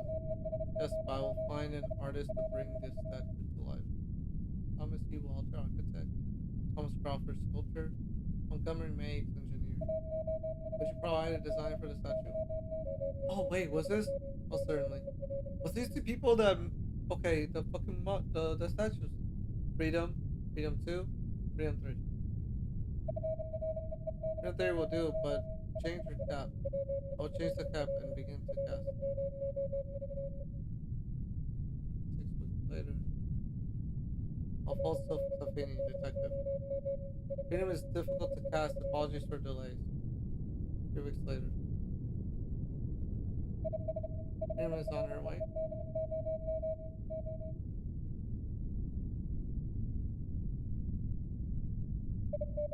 Special Savina speaking. Mr. Crawford passed away. Monarch will receive freedom and expect arrival in a month. What the fuck? He passed away? Part 2, Daughter. Text and illustrations by Nina Crawford. Read it by an Italian student in Gibraltar. 5 aprile. Gli schizzi di Papino Papa's sono sketches for perfetti. freedom are beautiful. She looks like Mama if she was a queen. I asked Papa if he could make a statue that looks like her. He said yes. Lei assomiglia alla mamma Papa's se sketches fosse for una freedom are regina. beautiful. She looks Ho like chiesto a Mama Papino if se potesse fare una statua che mi somigliasse. Ha detto sì. he said 10 yes. aprile. I went to study Oggi Papino è andato al today and I asked sicuro. whether he Mi ha started chiesto working se on the avessi già statue yet. iniziato a lavorare alla mia I statua think ed he ha is. continuato a sorridermi. I think he Io is. credo di Papa sì. is very kind. Papino è molto gentile. 13 aprile. Non abbiamo avuto notizia di papà per un po' di giorni. We've not heard of her E Papa tu for a few days. This has happened. Of course, since he likes to work at study for a long time, but Mama was very worried. successo in passato, dato che è solito lavorare al suo studio per tanto tempo, ma la mamma oggi era molto preoccupata. È andata nel suo She studio left for dove study aveva after messo she letto. tucked me in bed. 15 aprile. On return Mamma home è tonight, tornata a she casa went straight to her stanotte. room. È andata dritta verso la Our sua room, stanza. huh? 16 aprile. Especially Oggi è venuto Spinner today and he l'ispettore. asked us Ci ha about chiesto Papa di and then Papino e went poi è to andato nella 3 stanza months della later, mamma. men Un showed paio di more showed minuti up. dopo sono Mama arrivati was più crying. She uomini. kept yelling. Mamma stava piangendo. Continuano a gridare, lei ha i suoi occhi. She has Lei ha eyes. i suoi occhi. She has his eyes. Ero I was scared. spaventata. I ran out of the house. Sono scappata via dalla casa. 18 aprile. I remember Papa E telling ricordo Mama about Papino how the dire alla statue would be mamma put come la on the statua ship named sarebbe stata Monarca. messa in una nave Prince Dawson venuta found da her Monarca. anchored nearby Sono andata al next to porto the ship e l'ho with trovata some affollata là boxes. vicino. Accanto alla nave c'erano alcune scatole. Parti della libertà Parts of freedom erano were in each ciascuno box of the diverse. box. That Mi crawled sono into the box, and there intrufolata was in una 17 scatola helped to di stay where ravuota. Papa is. Spero che Feels venga his mandato spirit dove sta around Papino. freedom. Sento il suo spirito vicino alla libertà. 21 I'm aprile. very hungry. The Sono boxes are molto tied affamata. with Le ropes, so I scatole cannot sono get out legate of con una myself. corda. There's a Quindi loud non noise posso and uscire da like sola. clay being C'è dragged un across forte the floor. rumore nella stanza, come dell'argilla trascinata per il pavimento. Posso sentire le I corde hear the che roast vengono being cut, tagliate a e soaking qualcosa di big is grosso coming out of the uscire da box. una Is it scatola. Papa? È There are some Papino? sounds like wood Ci sono broken. molti altri suoni, come legno che si rompe.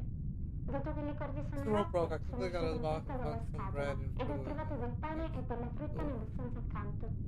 Mi sono sbagliata. No, I'm wrong. Non è It isn't Papa, Papino, but non ha his i suoi eyes, occhi. but he has his eyes. I'm so scared of going into the box again. It made louder noise yesterday. While I gathered food, I think the men saw me. The box is the only place to hide. La scatola è l'unico posto per nascondersi. Le corde The continuano ad ropes essere adatte per being qualcosa con gli occhi keep di Papino. being broken by the Ho paura time. che Oh quelle shit! corde Keep being continuino broken ad by the time with Papa's eyes. I'm scared that either it or the men will open my box. essere adatte da quella cosa con gli occhi di Papino. Ho paura I'm che scared that quelle either it cosa or the men will open my box. They will possano I will not write as much because I'm afraid of making noise. I will write again aprire la mia when I'm scatola. online. When I am Non scriverò online. più molto, perché ho paura di fare rumore. Scriverò nuovamente quando arriverò sulla terraferma. 29 The aprile. thing with Papa's La eyes cosa took con me gli occhi today. di It papà helped me as oggi mi it ha ran preso. through the Mi jungle. ha tenuta Its mentre sword cut correva hundreds attraverso of la trees. giungla. La sua spada ha tagliato centinaia di alberi. Non ho potuto I could vedere see it so molto much mentre darkened, but ma ho I did potuto see vedere gli Papa's occhi eyes di papà staring fissarmi da down at quelle me palpebre with those little metalliche. eyelids. Siamo scesi giù per un buco e in We una went fitta down the capanna. hole into a deep Dopo avermi cave. messo a After it terra, ha let me acceso il fuoco down on the mettendo le ground, sue it braccia started a contro fire delle by pietre. hitting its arms Ormai with è something. da ore che affila la sua It has spada been sulle sharpening rocce, its sword ma for non ho mai rocks guardato for in mano. hours now, Oggi, sin da quando la sua spada it con le has rocce, not even looked ma non down ho at mai its guardato blade. la mano. Oggi, Since sin I started writing today, I think with Papa's eyes has been da quando ho looking at me. iniziato a scrivere, la cosa con gli occhi di Papino ha fissato me. So this is what I think.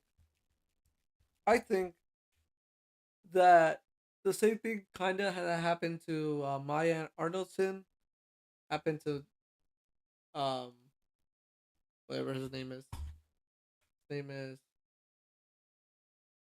Crawford. Yeah, something Crawford. I think what happened to Crawford is he became like a, in a sense, like a Lincoln Looker, but this version of Lincoln Looker. Probably something else. Or maybe he did become a Lincoln Looker, and this is the same timeline. Because now I'm confused because there's two timelines now. There's one with the Deanverse, and then there's one universe where Virginia went. What universe does this lie? Because I know that the whole Lincoln Looker is technically with. I don't know. It's weird. It's everywhere. Just part 3, Captain. Extras from the Captain. 19 aprile. 6 casse sono state These caricate crates all'alba. were loaded Sono at the pesanti. dawn. They were heavy, each containing a part of a large sculpture. Inspector Zafino told me that it is the goddess of freedom. Each crate was fastened with ropes in the storage room. Ciascuna esse So contiene una parte sliding di una grossa is struttura. possible. We left Livorno. What? Insomma, sono pesanti. Ciascuna esse contiene una parte di una grossa struttura. We left Livorno at noon. 29 aprile. Mark. Siamo a We 13 landed in Gibraltar at dawn. The ship took hours to steer into port. There were many, many holes in the storage room. Each one allowed enormous amounts of water to enter without the tar. Pronta all'alba. La nave ci ha messo We would ore have per sunk approdare in nel 3 porto. days. C'erano molti buchi neri postiglio. Ciascuno di essi ha permesso ad enormi quantità d'acqua di entrare. Senza il catrame saremmo affondati in 3 giorni. Abbiamo aperto le We casse opened per gli the crates ufficiali for della dogana. customs Le officers. The casse crates were erano vuote.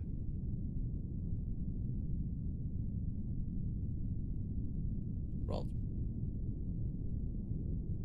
I'm guessing that's where the child and her dad went to.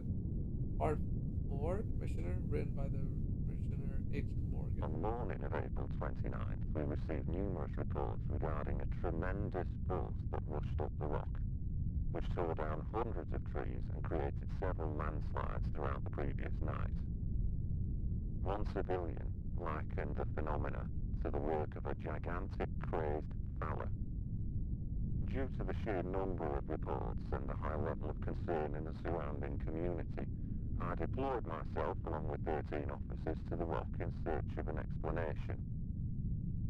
We discovered that there was indeed a newly forged trail through the dense foliage stretching almost the entire height of the rock.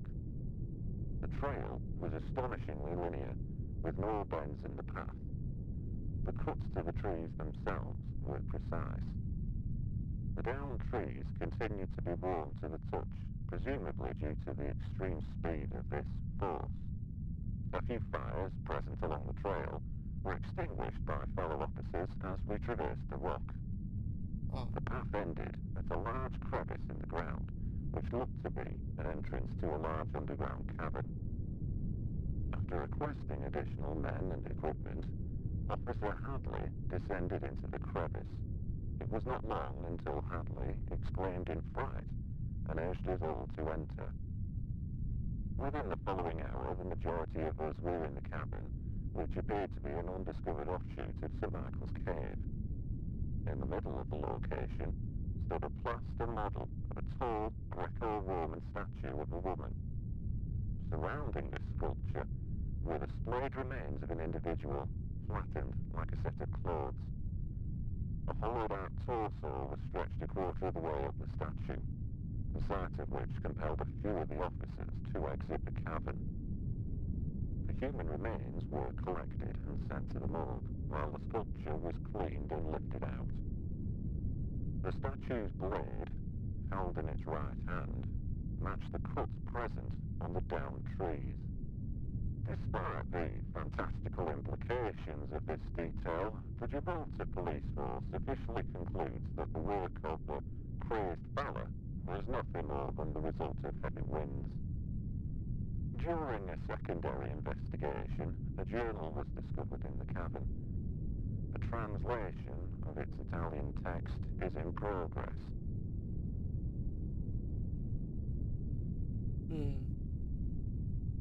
R5 Craftsman's Freedom, written by Philip Reed. Arrives the tight-knit wooden ship. The plaster body is absent. Instead, a tall, wounded woman sleeping in its vessel, donning a helmet wrapped in a robe, clutching a sword and a damaged shield. Overheard a conversation with the captain, a violent conflict with Freedom at the port in Gibraltar. They tell me inside her is the plaster, and I walk away, silently believing Freedom craved liberation so terribly she tried to take it for herself. But off the ship, she was dragged away. Interesting. Freedom locked up. Freedom in chains. They tell me I have to take it out of her. So hook, rope, peel, and pull. When it was done, Freedom stood motionless. Freedom stood still. I see the final bronze woman, and I feel as if, maybe even hope, she is only dormant now, and will awaken again.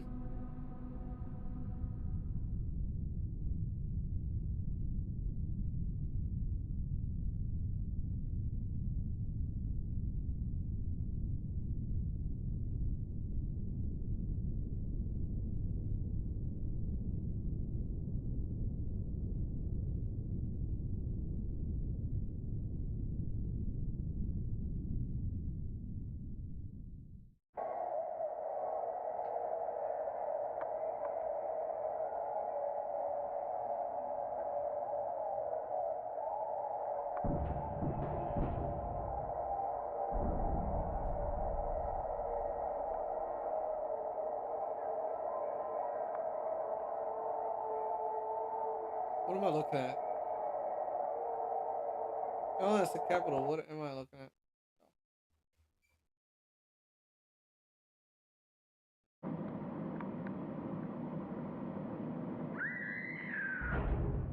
Oh.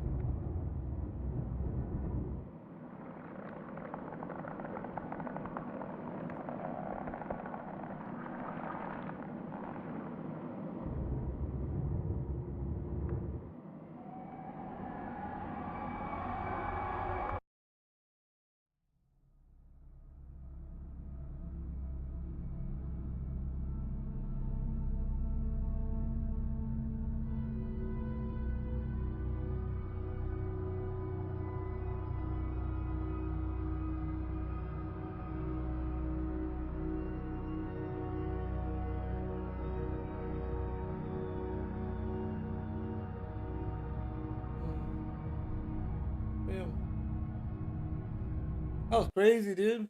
Anyways, guys, we're gonna stop it here because I'm getting quite tired. But that was great. That was great. Let me just make sure where were we at. So we were at Freedom Faller. The next one will be the Monument Mythos season. It will be Corner Girl. So we're gonna watch that next time.